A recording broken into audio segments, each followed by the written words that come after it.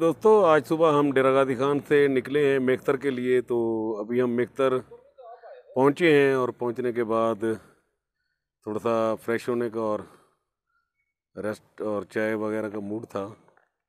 तो अभी हम मेख्तर के ये एक होटल है यहाँ पर पहुंचे हैं। बलूचिस्तान बुनियादी तौर पर छोटे छोटे शहर हैं, जो ये शहर कहते हैं जिनको, ये हमारे वहाँ पंजाब के जो कस्बे हैं उनसे भी ये छोटे हैं।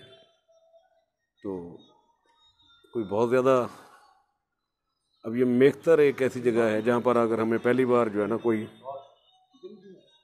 इस तरीके से होटल मिला है। पीछे राणा श्याम किंगरी और दीगर जगह, वहाँ पर कुछ भी नहीं था सिवाय दो चार दुकानों के। तो बहरहाल मौसम बहुत अच्छा है, एक खूबसूरत वेदर।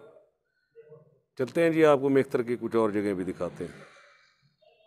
तो इस वक्त हम लुरलाई से कोई 10 किलोमीटर या 15 किलोमीटर पहले मौजूद हैं।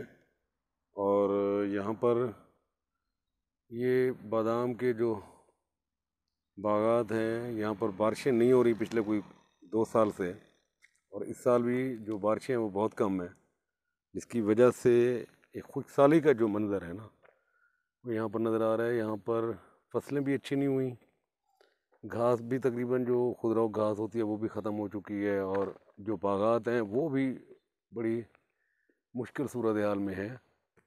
पानी की कमी, हो सकता है कि ऐसा नुकसान हो कि इन बागों को मज़ीद जो है ना ज़िंदा रहने के लिए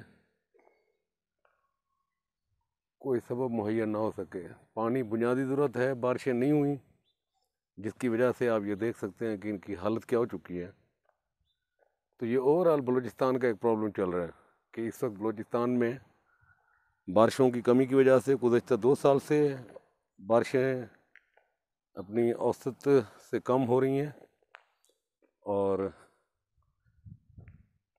एक खुशहाली का सा मंज़र आपको नज़र आएगा। दुआ करें कि यहाँ पर बारिशें हों। ये देखें जी, आपको बादाम दिखाते हैं।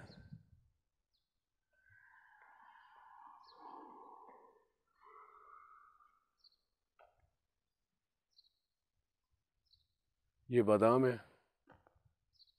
फल आया हुआ है लेकिन बहुत कम। तो बारिशों की कमी की वजह से जो बागात हैं वो सूखने के करीब पहुंच चुके हैं।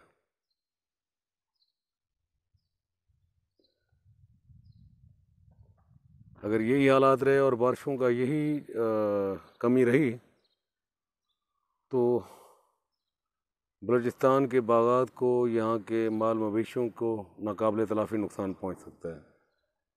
बलूचिस्तान की जो माशी सूरत हाल है वो मज़ीद अबतर हो सकती है।